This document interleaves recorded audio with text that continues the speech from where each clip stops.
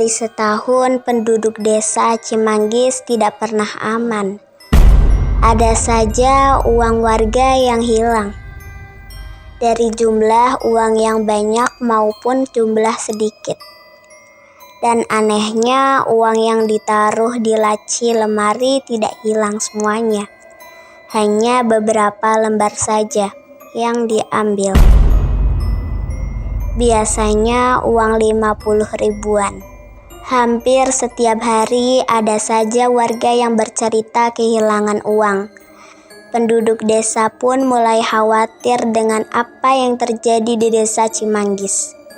Padahal tiap malam warga desa selalu melakukan ronda secara bergiliran. Tapi keesokan harinya ada saja warga yang merasa kehilangan uang. Karena warga yang merasa kehilangan uang semakin banyak, saat itu sejumlah warga pun melaporkan kejadian tersebut ke Pak Lurah dan tokoh masyarakat.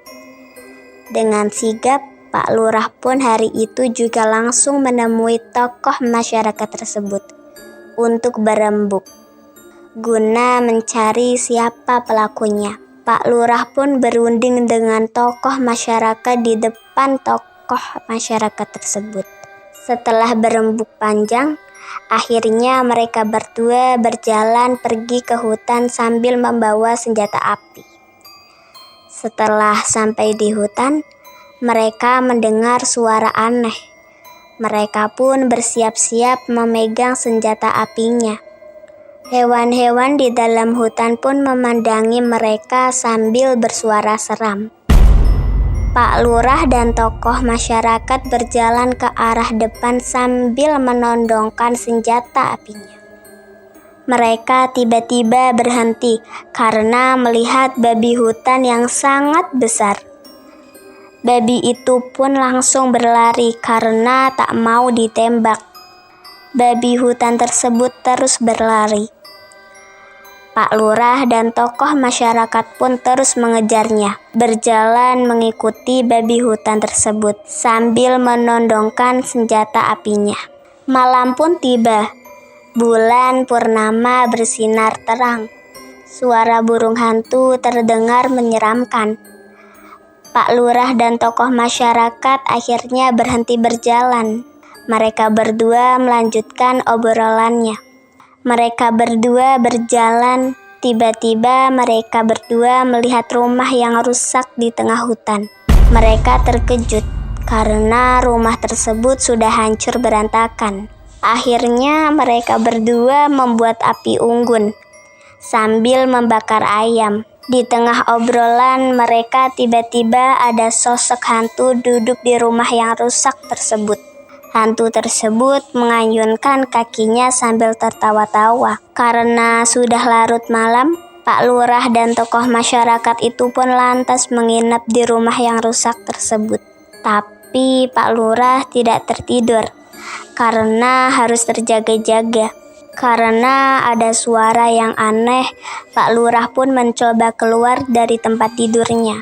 Dengan membawa senjata apinya, Pak Lurah melihat-lihat keadaan di sekitar hutan tersebut. Tiba-tiba hantu wanita itu pun keluar berada di belakang Pak Lurah.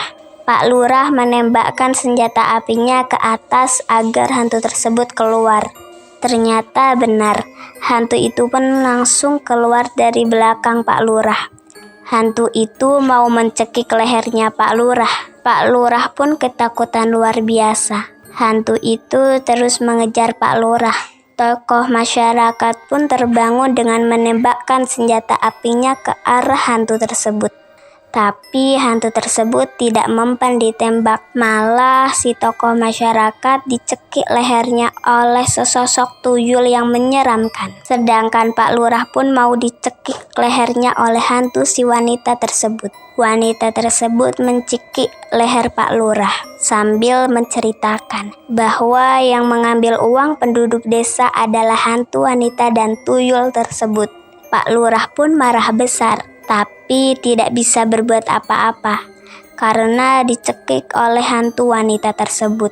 Tiba-tiba pendekar pesulap merah datang menolong Pak Lurah dan tokoh masyarakat itu. Pendekar pesulap merah datang menaiki kudanya. Pendekar pesulap merah langsung menyerang hantu wanita dan tuyul tersebut. Wanita, hantu, dan tuyul merasa kesakitan. Pendekar pesulap merah langsung menerbangkan senjatanya untuk menyedot wanita, hantu, dan tuyul ke dalam senjatanya. Mereka berdua akhirnya masuk ke dalam senjata pesulap merah.